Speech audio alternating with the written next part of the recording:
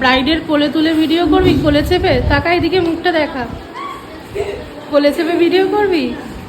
যখন ব্রাইড পাবি, ব্রাইডকে বলবি তোমার কোলে চেপে আমি ভিডিও করব। কর। কি অবস্থা দেখো।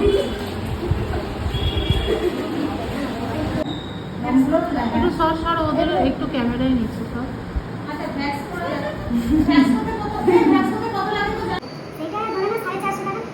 এটা কি খুব ভালো লাগছে কোলে চেপে করতে? খুব কমফোর্টেবল নাকি?